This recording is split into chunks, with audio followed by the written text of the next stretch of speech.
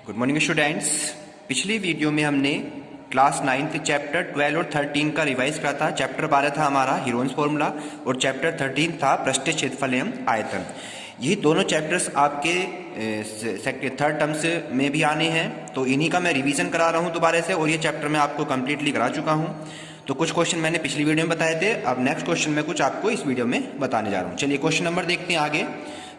आधार 4 centimetre और ऊंचाई 6 centimetre. एक त्रिभुज है जिसका आधार दे रखा है बच्चों यहाँ पे 4 सेंटीमीटर। बुक्स में सभी क्वेश्चन है। आधार 4 सेंटीमीटर है और ऊंचाई दे रखी है उस त्रिभुज की बच्चों 6 सेंटीमीटर। ठीक है, तो कह रहा है ऐसे त्रिभुज का क्षेत्रफल ज्ञात कीजिए। क्या निकालिए बच्चों यहाँ पे? त्रिभुज का क्षेत्रफल निकालना है हमें। जब आधार दिया हुआ है और ऊंचाई दे रखी है तो त्रिभुज का क्षेत्रफल का फॉर्मूला होता है 1/2 आधार गुणा ऊंचाई। 1/2 आधार गुणा ऊंचाई। 1/2 एज इट आधार की वैल्यू कितनी है 4 और ऊंचाई है 6 सेंटीमीटर।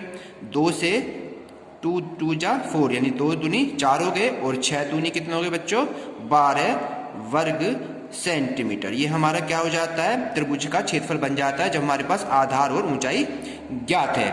नेक्स्ट क्वेश्चन की ओर चलते हैं। इसके नेक्स्ट क्वेश्चन दिया हुआ है एक लंबवृत्तीय बेलन का वक्र पृष्ठीय क्षेत्रफल 4.4 मीटर है।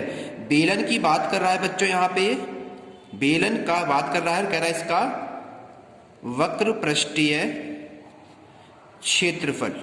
वक्र पृष्ठीय क्षेत्रफल दे रखा बच्चों 4.4 वर्ग मीटर। 4.4 वर्ग मीटर है और बेलन की त्रिज्या दे रखी है इसने, आधार की त्रिज्या में दे रखी है 0.7 मीटर।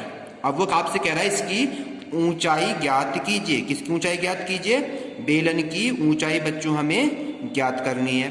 अब हमें पता होना चाहिए बेलन का वक्र पृष्ठ का क्या फॉर्मूला होता है, तो हम लिख लेते हैं बेलन का वक्र पृष्ठ। बेलन का वक्र पृष्ठ क्या होता है बच्चों?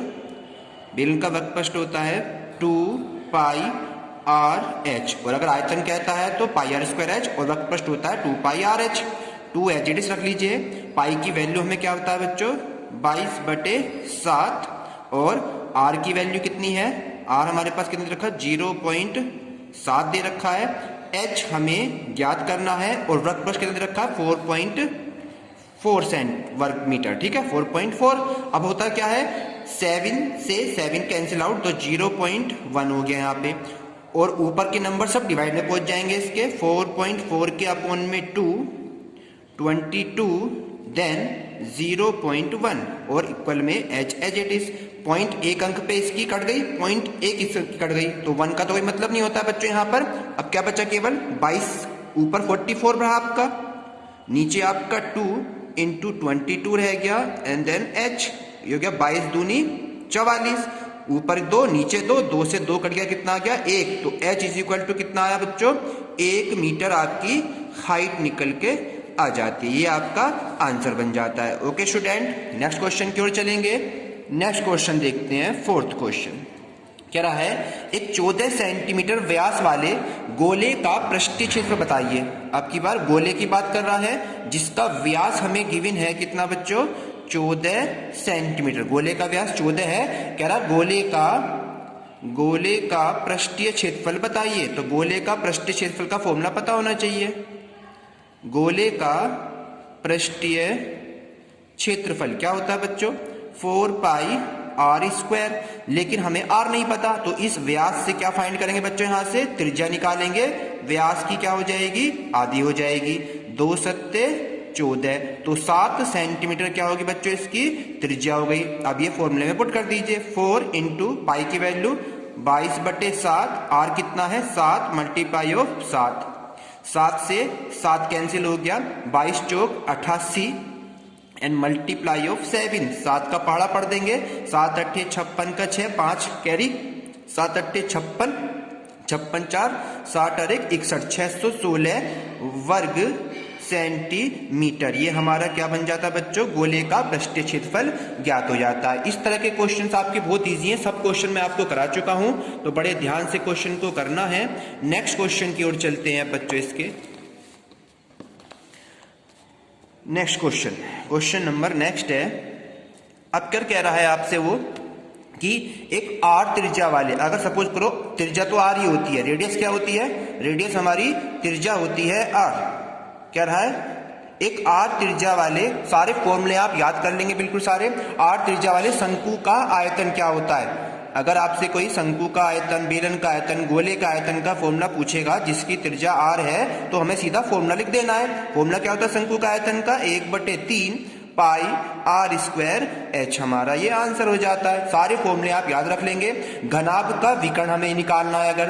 अगर हमें कहे आपसे कि घनाभ का विकर्ण का फॉर्मूला क्या होता है, तो घनाभ का विकर्ण का फॉर्मूला भी मैंने याद करवा रखा है। क्या होता है, लंबाई का स्क्वायर, चौड़ाई का स्क्वायर और ऊंचाई का स्क्वायर का अंडर रूट, ये घनाभ के विकर्ण का फॉर्मूला होता है। आपसे कोई कहता है कि घन का कुल पृष्ठ क्षेत्रफल बताइए कितना होता है।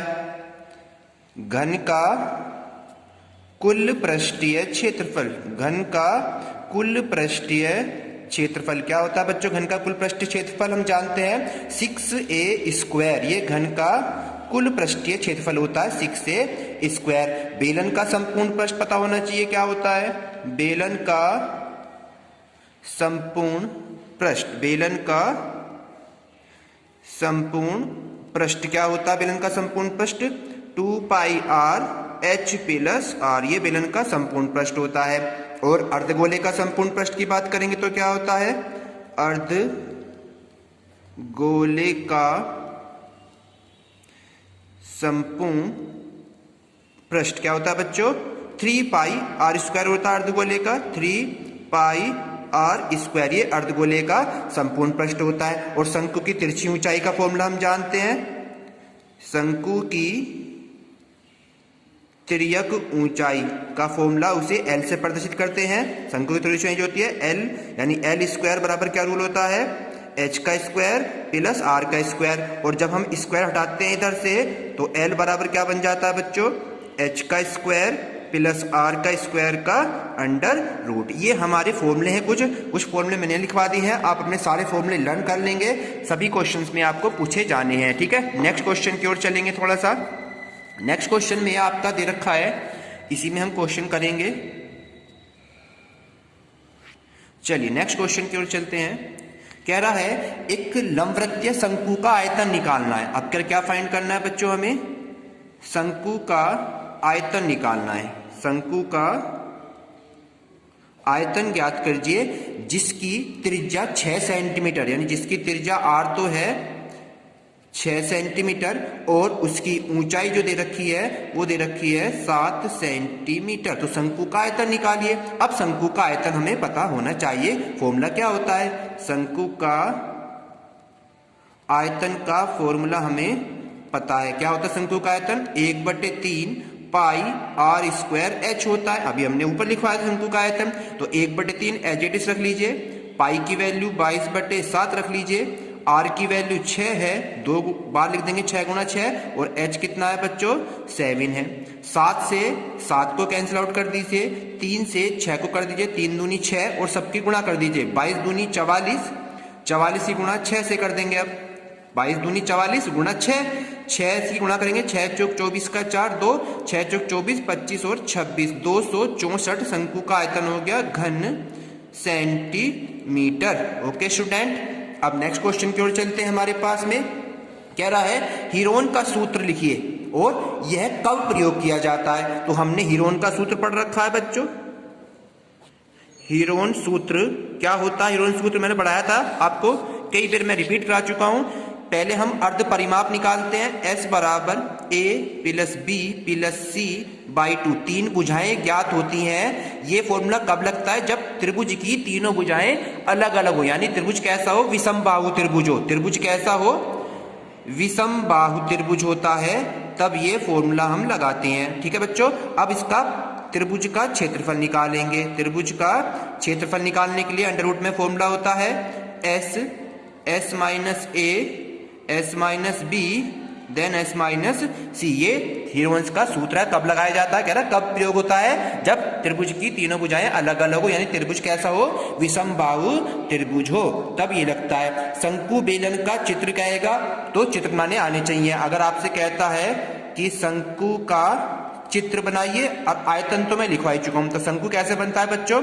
शंक्वाकार चित्र ऐसे होता है जैसे जोकर की टोपी होती है, ये इसकी रेडियस होती है, ये इसकी हाइट होती है और ये इसकी तिरछी ऊंचाई होती है। ये शंकु का चित्र बन जाता है। आपसे कहता है कि बेलन का चित्र बनाइए, बेलन का, तो बेलन का चित्र कैसे बनता है? दो समांतर इस तरह से लाइन और लाइन को इस तरह से ड्रॉ कर देना है, ये ऐसी बिल्कुल सेम ऊपर से ड्रॉ हो जाएगा, ये इसकी हाइट बन जाती है, ये इसकी रेडियस बन जाती है, ये बन गया बेलन। बेलन का आयतन का बात करेंगे तो बेलन का आयतन हमने आपको याद करवा रखा है पाई आर स्क्वायर एच, और शंकु का आयतन बात करते हैं तो क्या होता है बच्चों? 1/3 पाई आर स्क्वायर एच होता है। ये सभी फॉर्मूले, सभी फिगर आप ध्यान से पढ़ेंगे, ये सभी नोट आपके एग्जाम में मिल सकते हैं। ओके स्टूडेंट, अब मैं आपको एक क्वेश्चन और कराने जा रहा हूं, क्वेश्चन को जरा ध्यान से देखेंगे।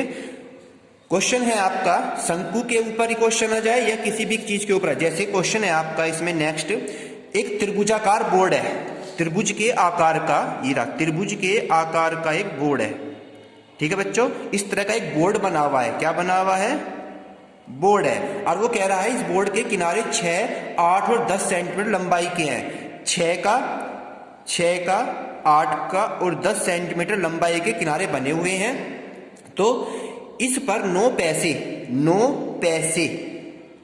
पैसे की दर से पेंट कराने का खर्चा बताओ। इस पूरे त्रिभुजाकार बोर्ड है, इसकी किनारे 10, 6, 8 है और कह रहा है इस पर 9 पैसे की दर से हमें पेंट कराना है।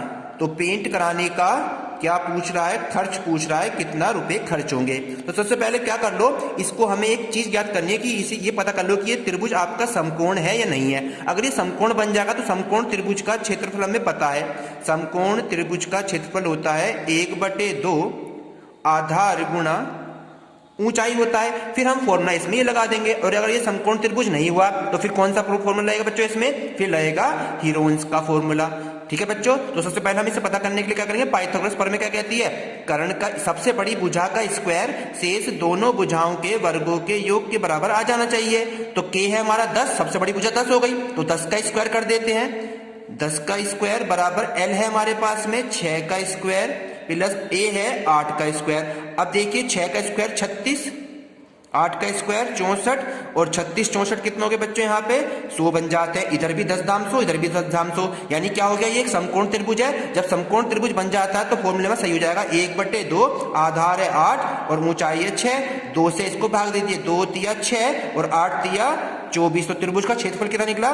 24 वर्ग सेंटीमीटर। अब क्या कह रहा है वो? 9 पैसे की दर से खर्च पूछ रहा, तो लिखेंगे 9 पैसे की दर से, 9 पैसे की दर से व्यय क्या हो जाएगा इसमें? 24 गुणा 9 और 1 रुपए में 100 पैसे होते हैं। अब क्या करेंगे? दोनों की मल्टीप्लाई कर दीजिए, 24 निम्मा कर देंगे, 9 चौक 36 का 6 बचे 3, 9 दूनी 18, 19 20 21, 216/100 और दशमलव है 2 अंक के बाद, तो कितने रुपए आएंगे? 2.16। इतने रुपए का खर्चा आएगा, 1 रुपए में 100 पैसे, ठीक है। हमने क्या कर दिया बच्चों? यहाँ पे इसको 9 पैसे को रुपए बनाने के लिए 100 से डिवाइड कर देंगे, तो 2 रुपए 16 पैसे की हमें खर्चा आएगा उस त्रिभुज के बोर्ड पर पेंट कराने का खर्चा। इस तरह से आप अपनी नोटबुक में सभी क्वेश्चन कंप्लीटली कर लें। कल मैं आपको नेक्स्ट क्वेश्चन कराऊंगा। Thank you.